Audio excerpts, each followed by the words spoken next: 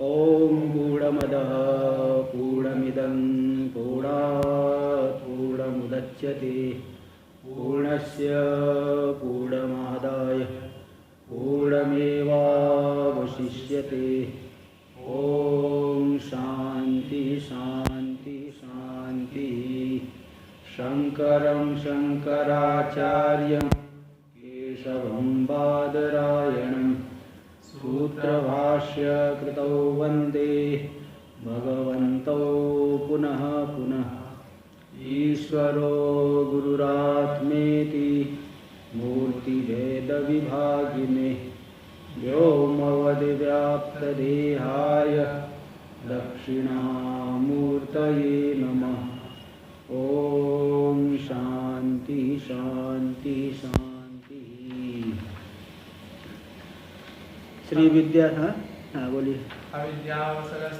चलिए तो यहाँ पे मूल प्रकृति के दो भेद माया और अविद्या बता के, तो जो शुद्ध सत्व प्रधान है माया, मलिन सत्व प्रधान अविद्या। तो माया में जो प्रतिबिंबित चिदाभास हो गए ईश्वर, वह सर्वज्ञ है क्योंकि उपाधि उत्कृष्ट है। और अविद्या जो मलिन सत्व प्रधान अविद्या है, उपाधि मलिन है, इसलिए उपाधि की वजह से उसमें जो है वो पंच क्लेश मालूम पड़ते हैं। उपाधि के अधीन है, इसलिए उपाधि अविद्या की विचित्रता से वह अनेक प्रकार के हो गए, देव तिर्यक आदि भेद से। और अविद्या कारण शरीर है, इस तरह से तो बता दी। फिर जो है सूक्ष्म शरीर उपाधिक जीव भाव आया, इसलिए उसको भी उत्पत्ति बताने के लिए, सूक्ष्म शरीर की उत्पत्ति बताने के लिए 18वां श्लोक से आप बताने लगे कि तमः प्रधान प्रकृति से जो है ईश्वर की इच्छा से पांचों भूत क्रम से उत्पन्न हुए। और उन पांचों भूतों के सात्विक अंश से क्रम से ज्ञानेन्द्रिय पंचक उत्पन्न हुई, जिनका नाम श्रोत्र त्वक अक्षी रसन घ्राण है। और फिर उनके मिलित सात्विक अंश से, अलग अलग सात्विक अंश से तो ज्ञानेन्द्रिया हो गए, मिलित सात्विक अंश से अंतःकरण जो कि वृत्ति भेद से दो है, मन और बुद्धि। संशय रूप मन है और निश्चयात्मिका बुद्धि है। यहाँ तक हुआ था 20वां श्लोक। आगे देखिए। क्रम प्राप्तानां रजोंसानां प्रत्येकम असाधारण कार्याणि आह। क्रम से प्राप्त हो रहे रजोवंश, पहले सात्विक अंश के कार्य बता दी, अब राजस अंश के कार्य, जो पांचों भूतों के राजस अंश है, उस राजस अंश में वो यहाँ भी दोनों लेंगे, समष्टि कार्य और व्यष्टि कार्य, अलग अलग कार्य और मिलकर के कार्य। तो पहले यहाँ पे अलग अलग भूतों के द्वारा राजस अंश से कर्म इंद्रिया बनी है, इसको 21वें श्लोक में दिखा रहे हैं। रजोंशहि पंचभिस्तेषां क्रमात् कर्मेन्द्रियाणि तु वाक्पाणिपादपायु। अच्छा, वाक्पाणिपादपायु नहीं, एक अक्षर और होगा। वाक्पाणिपादपायुप स्था विधानानि जगिरे। रजोवंशे पंचभिस्तेषां क्रमात् कर्मेन्द्रियाणि तु वाक्पाणिपादपायुप स्था विधानानि जगिरे।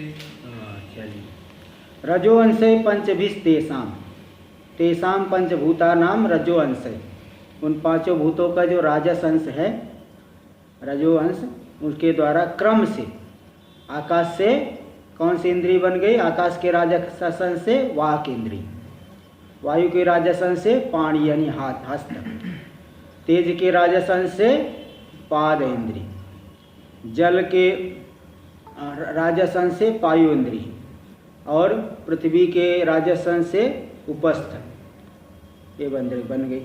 ऐसे वैसे तो अन्यत्र आता है कहीं पे भी कि जल के राजस अंश से उपस्थ इंद्रिय और पृथ्वी के राजस अंश से पायु इंद्रिय, लेकिन यहाँ पे क्रम से देखा जाए तो वाक पाणी पाद पायु, पायु चतुर्थ क्रम पे आ रहा है, जल से पायु इंद्रिय और पृथ्वी से उपस्थ इंद्रिय। ये यहाँ ये थोड़ा सा इसमें कुछ थोड़ा सा अंतर है। हाँ, ये समझ। ओहो, तो ये पांचों भूतों के राजस अंश से क्रम से 5 कर्म इंद्रिया बन रही है, जिनका नाम है वाक पाणी पाद पायु उपस्थ। वाक पाणी पायु पायुपस्था अभिधानानि येषाम कर्मेंद्रियाणाम तानि कर्मेंद्रियाणि वाक्पाणि पाद पायुपस्था विधानानि। अभिधान यानी शब्द एक क्रम से उत्पन्न हुए। टीका में देख लीजिए रजोंसई तिथि तेषां वेदादीनाम एवं पंचभी रजोंसई। वो जो वेद आदि 5 भूत है उनके राजस अंश से रजो भागस्तु उपादान भूत है। रजो भाग रूपी उपादान स्वरूप जो है इनके द्वारा उपादान इनके द्वारा कौन सा कार्य हो गए? कर्मेंद्रिय। वाक् पाणि पाद पायु पस्था विधानानि। अभिधान यानी नाम। इन नाम वाले ये तद नामकानि इन नाम वाले कर्मेंद्रियाणि। कर्मेंद्रिय क्यों कहते हैं? क्रियाजनक कर्म जनकानि इंद्रियाणि इति कर्मेंद्रियाणि। क्या समास हो गया? मध्यम पद लोपी समास। कर्म जनकानि इंद्रियाणि इति कर्मेंद्रियाणि। कर्मेंद्रिय मतलब कर्म जनक इंद्रिय। जनक पद का लोप हो गया। कर्मेंद्रियाणि यानी क्रियाजनकानि इंद्रियाणि जग्गिरे। जग्गिरे मतलब उत्पन्नानि।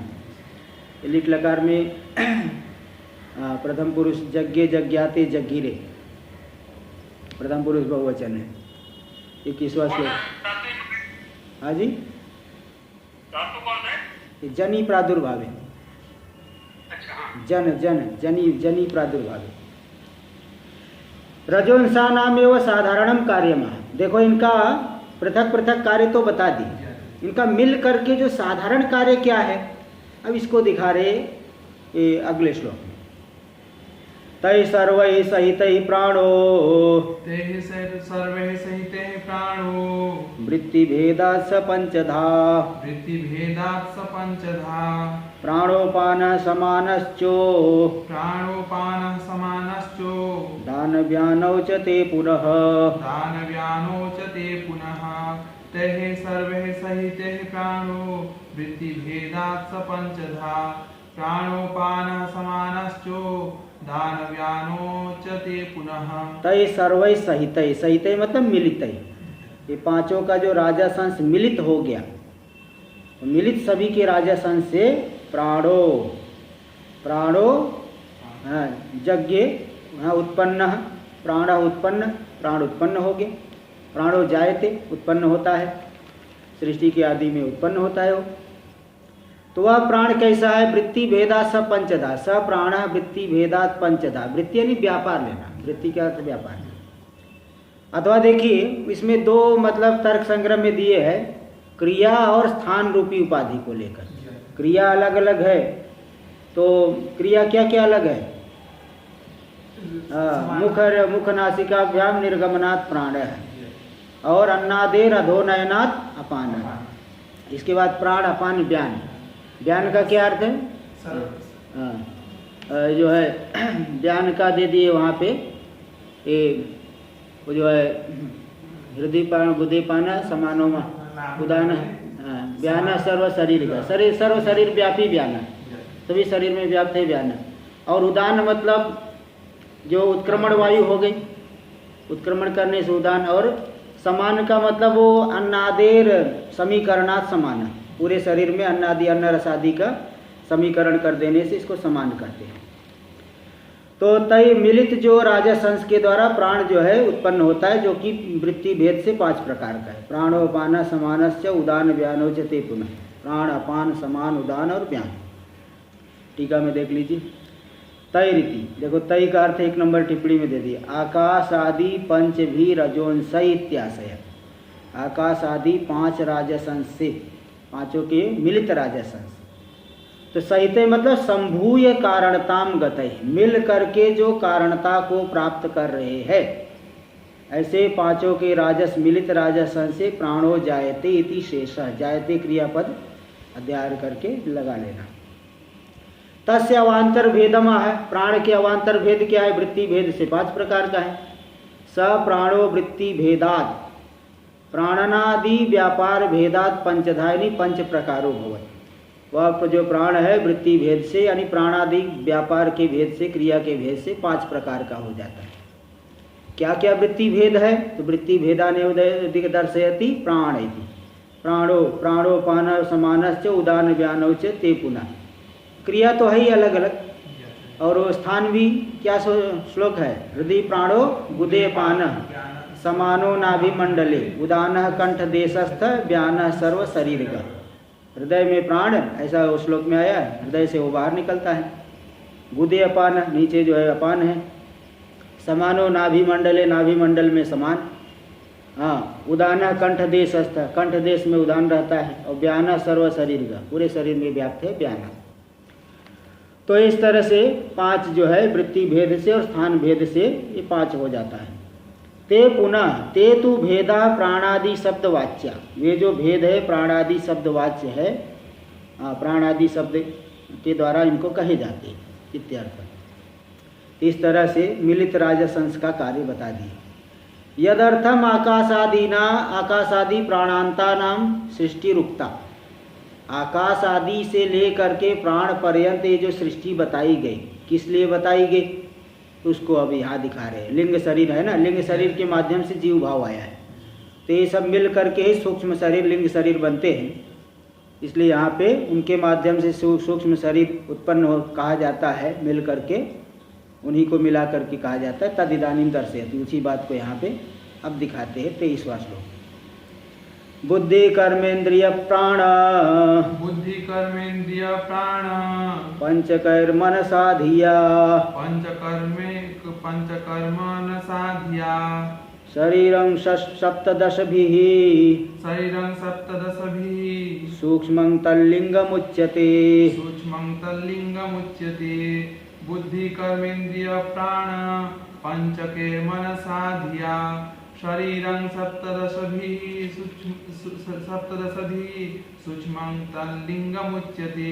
बुद्धि कर्मेंद्रिय प्राण पंचकर्म, बुद्धि इंद्रिय पंचक, कर्मेंद्रिय पंचक और प्राण पंचक, ये कितने हो गए? 15। ज्ञान बुद्धि इंद्रिय मतलब ज्ञानेन्द्रिय पंचक, कर्मेंद्रिय पंचक और प्राण पंचक, 5 का समुदाय पंचक। और मन यानी अंतःकरण, उसी मन बुद्धि को 2 भेद लेकर के 17 हो गया, अथवा 4 भेद लोगे तो 19 हो गए। तो 2 भेद है मनसा धिया, संशयात्मक मन और बुद्धि, इन दोनों को मिला करके शरीरम सप्तदशभिः, सूक्ष्म 17 अवयव के द्वारा जो सूक्ष्म शरीर बना, तल लिंगम, उसी सूक्ष्म शरीर को लिंगम उच्यते, लिंग शरीर कहा जाता है। उसी के द्वारा लिंग शरीर, उसी के लिंग शरीर हो गए। उत्क्रमण शरीर भी कहते हैं। लिंग शरीर क्यों कहते हैं? 1 नंबर टिप्पणी देखो दे दी है, लिंग शरीर उसका नाम क्यों है? लीनम अर्थम वहनिम गमयति इति लिंगम, लिंग यानी हेतु है जो लीन अर्थ को बोध करा दे। इति व्युत्पत्त्या तार्किक धूमो लिंगम उच्यते, जैसे पर्वत में वहनी का अनुमान करना है तो धूम को लिंग कह देते हैं। तो इसी तरह से मतलब जो छुपे हुए अर्थ का बोध करा दे उसे लिंग कहा जाता है, हेतु कहा जाता है। तथा इदम अपि साक्षिणः साक्षात तद्भाष्यत्वेन, इसी प्रकार ये भी, ये जो सूक्ष्म शरीर यह साक्षिणः साक्षात तद्भाष्यत्वेन, साक्षात साक्षी के द्वारा प्रकाश से होने से तज ज्ञापकत्वात्, और जो है साक्षी का ज्ञापक हो गया सूक्ष्म शरीर, है ना, जिसमें मतलब इसके माध्यम से विशेष अभिव्यक्ति हो जाती। ऐसा ये सूक्ष्म शरीर है, नहीं तो सामान्य चैतन्य जो है विशेष अभिव्यक्ति नहीं होगी। इसलिए ज्ञापकत्वात् लिंगम उच्यते इति भावः, इसको लिंग शरीर सूक्ष्म शरीर कह देते हैं। चलिए आगे देखिए। तो इसी को भाष्य में देख लीजिए, टीका में देख लीजिए। बुद्धि इति, बुद्धयो मतलब ज्ञानानि, और कर्माणि यानी व्यापार, कर्म का अर्थ है व्यापार, क्रिया, कुछ न कुछ क्रिया करना, व्यापार का नहीं कर्म है। तज्जनकानि इंद्रियाणि, उस कर्म के जनक और ज्ञान के जनक इंद्रिय, बुद्धि इंद्रियाणि कर्मेंद्रिय, बुद्धि यानी ज्ञान, ज्ञानेन्द्रिय, और कर्म यानी व्यापार, उनके जनक इंद्रिय जो हो गए बुद्धि इंद्रियाणि कर्मेंद्रियाणि। देखो तज्जनकानि, जनक पद का लोप कर देंगे, मध्य पद लोपी समास हो जाएगा इत्यादि। बुद्धि कर्मेंद्रियाणि च प्राणाश्च, बुद्धि कर्मेंद्रिय प्राणाः, बुद्धि इंद्रिय 5, कर्मेंद्रिय 5 और प्राण। तो बुद्धि कर्मेंद्रिय प्राण तेषाम पंचकादि, तीनों के 5-5, पंचक यानी 5 का समुदाय। यहाँ का प्रत्यय हो जाता है गणे कन, गण अर्थ में कन, 5 का गण को कहे पंचक, 3 का गण कहेंगे त्रिक, द्विक, चतुष्क, ऐसा होता है। तो उन पांचों के समुदाय को गण को क्या कहेंगे? पंचक। तो ज्ञानेन्द्रिय पंचक, 5 का समुदाय, कर्मेंद्रिय पंचक, प्राण पंचक। तय ही मनसा 15 हो गए, और उनको उनके साथ में मन के द्वारा, मन के सहित विमर्शात्मक यानी संशयात्मक जो मन है, और धिया यानी निश्चय रूपया बुद्धियाच, निश्चय रूपा जो बुद्धि है। सह सप्तदश भी, सप्तदश संख्या कई, 17 संख्या वाले ये जो हो गए, इनके द्वारा सूक्ष्म शरीरम भवति, सूक्ष्म शरीर हो जाता है। 17 मिल करके सूक्ष्म शरीर कहे जाते हैं। तस्यैव संज्ञांतरम आय, किंतु शास्त्र में इनकी एक और भी संज्ञा है, लिंग शरीरम तल्लिंगम इति उच्यते। कहाँ उच्यते? उच्यते वेदांतेषु इत्यर्थः। वेदांत में लिंग शरीर, इसके द्वारा लिंग शरीर शब्द के द्वारा भी सूक्ष्म शरीर को कहते हैं। एवं सूक्ष्म शरीरम अभिधाय, इस तरह से सूक्ष्म शरीर का कथन करके तद अभिमानित्व प्रयुक्तम प्रागेश्वरयोर अवस्थान्तरम दर्शयति। देखो प्राग्ञेश्वर वो ठीक कर देना, प्राग्ञ अच्छा नहीं, आप में तो ठीक हो, आपकी अलग पुस्तक, इसमें हमारे में थोड़ा गलत है। प्रा में यहाँ प्रा दीर्घ, प्रा के आगे आ और ज्ञा के आगे, ज्ञे के आगे आ काट करके यहाँ, जिनके पास ये पुस्तक है वो कर लेंगे। सूक्ष्म शरीरम अभिधाय, इस तरह से सूक्ष्म शरीर का कथन करके तद अभिमानित्व प्रयुक्तम, उसमें अभिमान को लेकर के, जैसे देखो वहाँ पे माया और अविद्या 2 बता करके, माया में अभिमान करने से ईश्वर हो गया, अविद्या में अभिमान करने से जीव हो गया, मतलब उन्हें प्राज्ञ और ईश्वर संज्ञा पड़ी है ना, प्राज्ञ और ईश्वर। तो जो अज्ञान है उसका अभिमानी चेतन हो गए प्राज्ञ, और जो माया है उसका अभिमानी चेतन, उससे विशिष्ट चेतन हो गए ईश्वर। और वही जो प्राज्ञ है जब सूक्ष्म शरीर में अभिमान करेगा, क्योंकि वहाँ पे उस अवस्था में तो कोई सृष्टि नहीं है, वही जब सूक्ष्म शरीर में अभिमान करेगा तो उसकी जो है क्या संज्ञा हो जाएगी? तेजस और हिरण्यगर्भ। व्यष्टि में तेजस, समष्टि में हिरण्यगर्भ। इसलिए इसी बात को दिखा रहे, सूक्ष्म शरीर का कथन करके इसमें अभिमान को लेकर के, अभिमानित्व प्रयुक्तम, इसमें अभिमान को लेकर के प्राज्ञेश्वर्योर अवस्थान्तरम दर्शयति, प्राज्ञ और ईश्वर की एक अन्य अवस्था को दिखाते हैं। श्लोक नंबर 24। प्राज्ञस्तत्राभिमानेन तैजसत्वं प्रपद्यते हिरण्यगर्भतामीशस् तयोर्व्यष्टि समष्टिता प्राज्ञस्तत्राभिमानेन तैजसत्वं प्रपद्यते हिरण्यगर्भतामीशस् तयोर्व्यष्टि समष्टिता। प्राज्ञस्तत्राभिमानेन, प्राज्ञ जो मतलब व्यष्टि कारण शरीर जो हुआ, अलग अलग अज्ञान, उसका अभिमानी चेतन है प्राज्ञ। वह प्राज्ञ जो है जब सूक्ष्म शरीर में अभिमान करेगा, गहरी निद्रा में है तो प्राज्ञ संज्ञा है, जब स्वप्नावस्था में आया सूक्ष्म शरीर में अभिमान किया तो तेजस भाव को प्राप्त कर लिया, तेजसत्वम, तेजस रूपता की प्राप्ति कर ली, तेजस संज्ञा कम, रूपता मतलब तेजस नाम को प्राप्त कर लिया। अलग अलग उपाधि को लेकर के अलग अलग नाम जो है, घर में है तो गृहपति, कार्यालय वहाँ पे उद्योग में है तो उद्योगपति कहा जाएगा, है ना। इस तरह अलग अलग जो है, अलग अलग जगह पे अलग अलग नाम कहा जाएगा। जैसे मैं एक बार ट्रेन में यात्रा कर रहे थे, वो जो है तो जो है कोई साधु जो है उसको वो टीटी बोला, जो है टिकट दिखाओ, बोले अरे मैं तो साधु हूँ। बोला साधु तुम तुम्हारे घर के हो, ये टिकट निकालो, ऐसा बता दिया। तो इस तरह से मतलब भाई अलग अलग जहाँ पे जो है तो अलग अलग अभिमान करके वहाँ आप जा रहे हैं तो वहाँ के हिसाब से चलना पड़ेगा। ऐसा उसने बोला साधु तुम तुम्हारे घर के हो, ऐसा बोल दिया। तो ऐसे यहाँ पे प्राज्ञ जो है, जो व्यष्टि अज्ञान का अभिमानी चैतन्य, वही सूक्ष्म शरीर में अभिमान करेगा तो उसकी क्या संज्ञा हो जाएगी? तेजसत्वम, तेजस संज्ञा को प्राप्त कर लेगा। हिरण्यगर्भताम ईश्वर, और ईश्वर जो है समष्टि, वो माया का अभिमानी, माया विशिष्ट चैतन, वही समष्टि सूक्ष्म शरीर में जब अभिमान करेंगे तो उनका नाम क्या बढ़ गया? हिरण्यगर्भ नाम। तो तयोर व्यष्टि समष्टिता, इन दोनों में क्या रहेगी? व्यष्टि समष्टिता, व्यष्टि में अभिमान करने से, व्यष्टि सूक्ष्म शरीर में अभिमान करने से वो जो है क्या हो गया, तेजस। समष्टि सूक्ष्म शरीर में अभिमान करने से वो हिरण्यगर्भ हो गए। तो व्यष्टिता समष्टिता हो गई, व्यष्टि समष्टिता। चलिए देखिए टीका में, प्राज्ञो यानी मलिन सत्व प्रधाना विद्योपाधिको जीव। मलिन सत्व की प्रधानता वाली जो अविद्या है उस उपाधि वाले जीव की संज्ञा है प्राज्ञ। तो वह प्राज्ञ तत्र यानी तेजस शब्दवाच्य अंतःकरणोपलक्षित लिंग शरीरे अभिमानेन। तेजस शब्दवाच्य है अंतःकरण, उस अंतःकरण से उपलक्षित हो रहा है लिंग शरीर। उस लिंग शरीर में अभिमान करके वह प्राज्ञ, अभिमान मतलब क्या करना है, तादात्म्य अभिमान है, यही मैं हूँ। इस तरह से चैतन्य इसमें अभिमान कर लिए शरीर में, तो अभिमान करके तेजसत्वम यानी तेजस नामकत्व प्रपद्यते प्राप्नोति। तेजस नाम संज्ञा को प्राप्त कर लेता है। ईशः और ईश्वर जो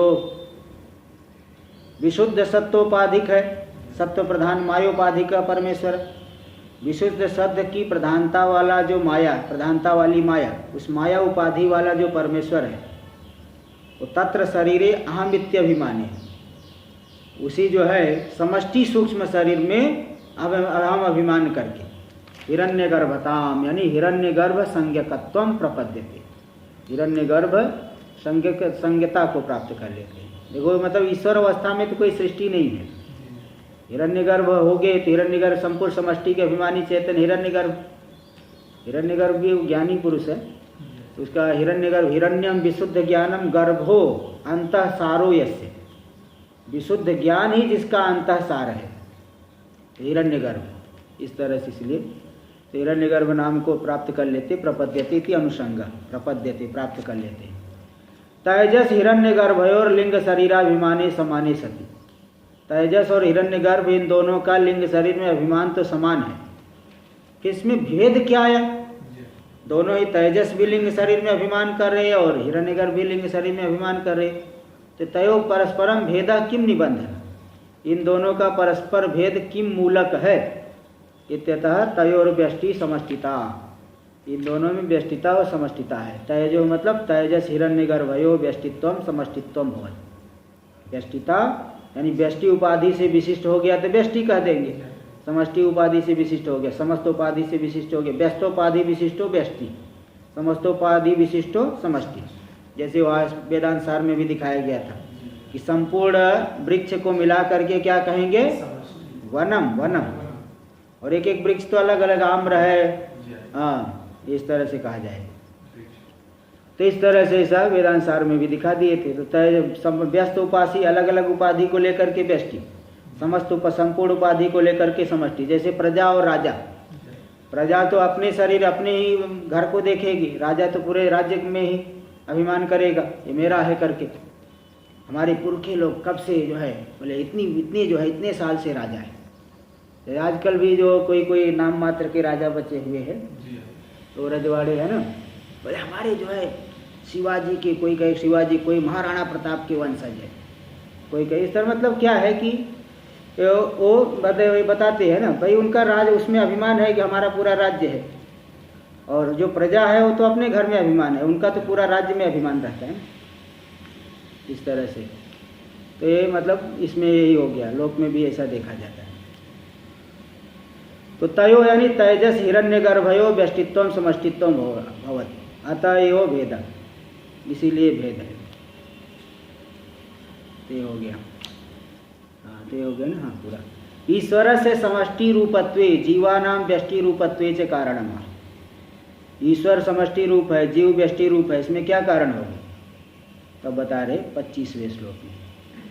समष्टिरीश सर्वेषां, समष्टिरीश सर्वेषां, स्वात्मतादात्म्य वेदनात्, स्वात्मतादात्म्य वेदनात्, तदभावा ततोन्येतु, तदभावा ततोन्येतु, कथ्यन्ते व्यष्टि संज्ञया, कथ्यन्ते व्यष्टि संज्ञया। समष्टिरीश सर्वेषां, स्वात्मतादात्म्य वेदनात्, तद्भावात् ततोन्येतु, कथ्यन्ते व्यष्टि संज्ञया। समष्टिरीश सर्वेषां, सभी जो है लिंग शरीर, लिंग शरीर उपाधि का नाम। लिंग शरीर उपाधि वाले जो है समष्टि ईश्वर सर्वेशाम, है ना, समय सर्वेशाम समष्टि ईश्वर। ईश्वर जो है सबकी समष्टि है। क्यों सबकी समष्टि है? स्वात्म तादात्म्य वेदना। स्वात्म तादात्म्य, सभी को अपना ही स्वरूप मानते हैं, अपने से अलग करके नहीं मानते, सभी को अपना ही स्वरूप मानते हैं। इसलिए सबके साथ तादात्म्य रूप से उनको ज्ञान होने से ईश्वर हो गए सबकी समष्टि। ईश्वर मतलब यहाँ हिरण्यगर्भ लेना, ईश्वर करते हैं हिरण्यगर्भ। हिरण्यगर्भ जो है वो सभी सूक्ष्म शरीरों की समष्टि है, क्योंकि सभी में उनका तादात्म्य है, सभी को मय रूप से ग्रहण करते हैं। और तद अभावा तत्वन्य तु, किंतु स्वात्म तादात्म्य समष्टि में जीव का तो नहीं है ना। इसलिए अन्य तो कथ्यंते, जो जितने तेजस है सभी में अपना तादात्म्य है क्या? एक एक में तादात्म्य है, सब में नहीं तादात्म्य नहीं है। इसलिए सर्वत्र स्वात्म तादात्म्य नहीं होने से, मय करके ग्रहण नहीं होने से, अन्य जो तेजसा है कथ्यंते व्यष्टि संज्ञया, व्यष्टि संज्ञा के द्वारा कहे जाते, क्योंकि सभी जगह उनका तादात्म्य नहीं है, अलग अलग शरीरों में ही तादात्म्य है। देख लीजिए टीका में दे रहे, ईशा यानी ईश्वरो हिरण्यगर्भ सर्वेशांग लिंग शरीरोपाधिका नाम तेजसा नाम स्वात्म तादात्म्य वेदना। जो ईश्वर है हिरण्यगर्भ, वह क्या करेंगे? सर्वेशांग, जितने भी लिंग शरीर है उपाधि है, उपाधिका नाम तेजसा नाम, लिंग शरीर उपाधि वाले तेजस है, उन सभी के साथ स्वात्म तादात्म्य, यही मय हो, सब में मय बुद्धि है, सब मय हो ऐसा जानते हैं। संपूर्ण में व्यापक उपाधि वाले सर्वत्र ग्रहण कर। जैसे हम लोगों के शरीर में देखिए, हमारा सब तादात्म्य तो पूरे शरीर में है, सभी का, सब पूरे शरीर में। ऐसा नहीं कि आपके गले में माला डाल दिए, अरे तो तुम मुझे कहाँ पहना है आपने, वो तो मेरे गले को पहना है। तिलक यहाँ लगाए, इसका मतलब ये नहीं कि मेरा सम्मान नहीं किया तिलक, क्योंकि ये भी तो मेरा ही, मैं ही हूँ। गले में माला पहना दे अथवा जो है सिर में तिलक लगाए वहाँ पे मस्तक पे, तो भी हाँ कि मैं ही हूँ, ऐसा नहीं कहते कि मैं नहीं हूँ, क्योंकि पूरे शरीर में तादात्म्य है। और पैर में भी धक्का कोई मार दिया तो नाराज हो जाएगा, क्योंकि पैर में भी वह भी मैं ही हूँ।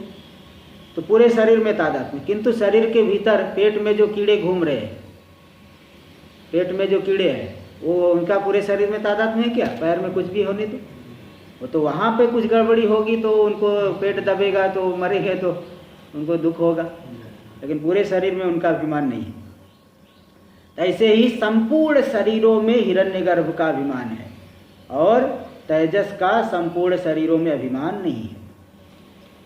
ये चल रहा था ना। हाँ, स्वात्म तादात्म्य वेदना, स्वात्मना तादात्म्यस्य, स्व यानी यही मैं हूँ, स्व यानी मैं, शुद्ध नहीं लेना, स्व यानी मैं जो है स्व का स्व देखो दे दिए, स्वात्मना यानी स्व को अपना जिस स्वरूप मानते हैं उस, हाँ तो स्वात्मना स्वात्म अपने स्वरूप के स्व का तादात्म्य, स्वात्म रूप से तादात्म्य। भाई शरीर को मैं रूप से मानते हैं ना, तो स्वात्म रूप से तादात्म्य, यही मैं हूँ। इसी प्रकार हिरण्यगर्भ का सभी शरीरों के साथ में स्वात्मना तादात्म्य, यही मैं हूँ। एकत्व से वेदना, तादात्म्य नहीं एकता, एकत्व यानी सभी शरीरों के साथ एकत्व का ज्ञान होने से ज्ञानात् समष्टिर भवति, हिरण्यगर्भ हो गए समष्टि। और तथा ईश्वराद अन्य जीवास्तु तद अभावात्, उस ईश्वर से भिन्न जो जीव है उनमें स्वात्म तादात्म्य नहीं, उनका जीव का सभी शरीरों में मय रूप से तादात्म्य नहीं है, एकत्व ग्रहण नहीं है।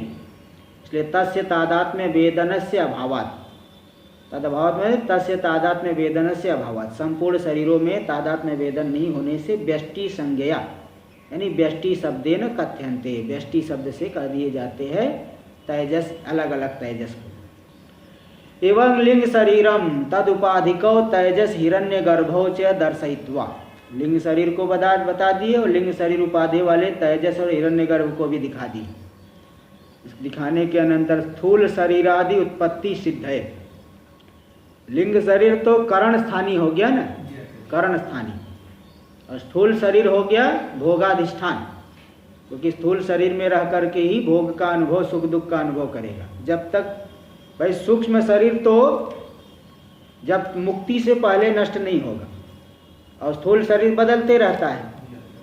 तो स्थूल शरीर की क्या आवश्यकता है, क्योंकि बिना जब तक स्थूल शरीर में सूक्ष्म शरीर नहीं बैठेगा, जैसे कोई वो गाड़ी है उसके अंदर इंजन ना हो तो वो नहीं कुछ कर सकती। कोई वाहन है उसके अंदर इंजन ही ना, इंजन निकाल दो तो कुछ नहीं करेगा। ऐसे सूक्ष्म शरीर और स्थूल शरीर का जब संबंध हो गया तो जन्म हो जाता है, और उसका संबंध वियोग हो गया तो मरण हो जाता है। इसलिए तो वो जो है लिंग शरीर और लिंग शरीर उपाधि वाले तेजस हिरण्यगर्भ को दिखाते करके बिना स्थूल शरीर के भोग नहीं हो सकता। इसलिए स्थूल शरीर आदि उत्पत्ति सिद्ध है, इसी में भोग होगा। इसलिए स्थूल शरीर आदि की उत्पत्ति की सिद्धि के लिए पंचीकरणम निरूपयितुम आह, पंचीकरण का निरूपण करने के लिए यहाँ दिखा रहे हैं। श्लोक नंबर 26 देखिए। तद्भोगाय पुनर्भोग्य तद्भोगाय पुनर्भोग्य भोगाय तनजन्मने भोगाय तनजन्मने पंचीकरोति भगवान् पंचीकरोति भगवान् प्रत्येकं वियदादिकं प्रत्येकं वियदादिकं तद्भोगाय पुनर्भोग्य भोगाय तनजन्मने पंचीकरोति भगवान् प्रत्येकं वियदादिकं तद्भोगाय तेषां जीवानां भोगाय, उन सभी जीवों के भोग के लिए। भोग कैसे होगा, भोग बिना भोगायतन के नहीं होगा। इसलिए पुनः उनके भोग के लिए भोग्य भोगायतन जन्मने, भोग्य जो अन्नपान आदि है और भोगायतन यानी शरीर है, इन सबके भोग का आयतन, भोग यानी कर्म फल का अनुभव, सुख दुख का अनुभव करना। भोग यानी कर्म फल का अनुभव करेगा, सुख दुख का अनुभव करेंगे।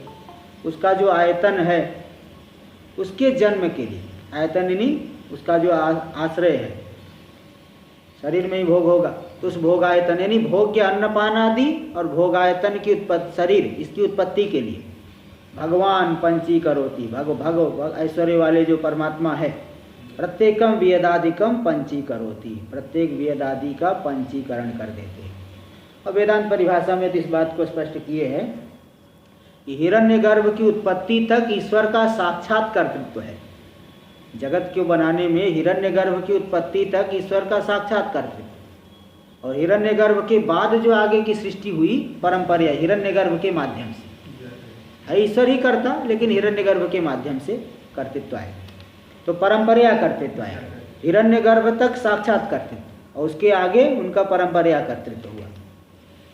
तो ये जो है जीवों के भोग के लिए, अन्नपान आदि और शरीर आदि की उत्पत्ति के लिए भगवान जो परमात्मा है प्रत्येक आकाश आदि को पंचीकरण कर देते, पंचात्मक बना देते। अलग अलग में है, अभी तो पंचात्मक कर देंगे। देखिए टीका में, भगवान यानी ऐश्वर्य आदि गुण षट का संपन्न परमेश्वर। ऐश्वर्य आदि जो 6 गुण है, ऐश्वर्य से समग्र से धर्म से यशस श्रिय वैराग्य से अथ मोक्ष से षण्णां भग इति गण। संपूर्ण ऐश्वर्य, अणिमादि सिद्धियाँ, संपूर्ण धन, संपूर्ण यश, संपूर्ण श्री, संपूर्ण वैराग्य और संपूर्ण मोक्ष, ये जो है इनसे, इन गुणों से संपन्न, इन 6 गुण षट कहोगे ना, ऐश्वर्य अणिमादि सिद्धियाँ, धर्म, यश, श्री, वैराग्य और मोक्ष, ये संपूर्ण जिसके अंदर पूरी तरह से, थोड़ा थोड़ा धर्म तो सभी के अंदर है, थोड़ा थोड़ा ऐश्वर्य तो सभी के अंदर है, थोड़ा यश तो सभी के अंदर, थोड़ी बहुत कीर्ति तो है ही। अरे शराब पीने वालों में भी वो कीर्ति है, अरे वो मेरा मित्र वो बहुत अच्छा पिलाता है, तो शराबियों में भी कीर्ति है। तो जो है तो उस कीर्ति की बात नहीं, थोड़ी थोड़ी नहीं, संपूर्ण कीर्ति, संपूर्ण यश, संपूर्ण श्री, संपूर्ण वैराग्य और संपूर्ण मोक्ष जिसके अंदर प्रतिष्ठित है, वही जो है ईश्वर है, भगवान। तो भगवान यानी ऐश्वर्य आदि गुण षट का संपन्न परमेश्वर। पुनः यानी पुनरअपि तद भोगाय, मतलब तेषाम जीवानाम भोगाय एवं, उन संपूर्ण जीवों के भोग के लिए, कर्म फल का अनुभव करने के लिए, सुख दुख का अनुभव करने के लिए, और भोग्य भोगायतन जन्मने, इसके लिए जो भोग्य भोगायतन जन्म, भोग यानी भोग्य से अन्नपान आदि, भोग्य है अन्नपान आदि, और भोगायतन हो गए शरीर 4 प्रकार के जरायुज आदि चतुर्विध शरीर जातस्य। क्या क्या है? जरायुज, अंडज, उद्भिज। जरायु से झिल्ली से, जरायु नाम की झिल्ली से उत्पन्न होने, अंडे से उत्पन्न होने वाले, श्वेत पसीने से उत्पन्न होने वाले, पानी जल आदि से उत्पन्न होने वाले से, और उद्भिज भूमि का उद्भेदन करके होने वाले जो वृक्ष आदि है। तो 4 प्रकार के शरीर समुदाय की जन्मने मतलब उत्पत्ति है। उत्पत्ति के लिए वेदादिकम आकाशादि भूत पंचकम, वेदादि आकाशादि भूत पंचक, इनमें से प्रत्येकम एकैकम पंचीकरोति। पंचीकरोति मतलब अपंचात्मकम पंचात्मकम संपद्यमानम करोति। पंचीकरण से पहले सब अलग अलग है, और पंचीकरण कर देंगे तो पांचों में पांचों के अंश आ जाएंगे। अपना अपना अंश आधा रहेगा, बाकी का जो है 1/8 ना, ये मतलब 8वां भाग रहेगा। 8वां भाग आधे में अपना हो गया और आधे में बाकी 4 का है। देख लीजिए 27वां आ गया है। कथम एक एक कैसे पंचात्मकत्व, एक एक में पंचात्मकता कैसे आएगी? इत्यतः, ऐसी आकांक्षा होने पे कह रहे हैं एक में पंचात्मकता कैसे आएगी, 5 रूप कैसे हो जाएगा? इत्यतः इसलिए कह रहे 27वां श्लोक। द्विधा विधाय चैकैकं, द्विधा विधाय चैकैकं, चतुर्धा प्रथमं पुनः, चतुर्धा प्रथमं पुनः, स्वश्वेतर्द्वितीयांशैर्, स्वश्वेतर्द्वितीयांशैर्, योजनात् पंचते, योजनात् पंचते। द्विधा विधाय चैकैकं, चतुर्धा प्रथमं पुनः, स्वश्वेतर्द्वितीयांशैर्योजनात् पंचते। द्विधा विधाय चैकैकं, प्रत्येक भूत को 2-2 भाग करके 2-2 टुकड़ा कर दिए। प्रत्येक भूत को 2-2 भाग कर दिए, और उसमें से आधा आधा तो अपना अलग रख लिए पांचों का, और पांचों के आधे को जो बचा हुआ आधा अलग रख लिए, और आधे को 4 कर दिए। चैकैकं चतुर्धा प्रथमं पुनः, तो पहले वाले दूसरे वाले हिस्से को अलग रख लिए, और पहले वाले हिस्से को, पांचों के प्रथम वाले हिस्से को उसको 4 टुकड़ा कर देना। तो मतलब हम लोग नहीं करेंगे, ईश्वर किए हैं। तो 4 करके अपने से अलग वाले के आधे में जोड़ देना है। जैसे उदाहरण ही देते हैं, है ना, ये आकाश हो गया, वायु, जल, तेज, जल और पृथ्वी। आकाश के आधे वाले को निकाल दिए, मतलब दोनों का 5 जो है कर दिए। 5 पाँचों का आधा करके 10 हो गया ना, 10 टुकड़ा, और 5 इधर रख लिए और 5 इधर।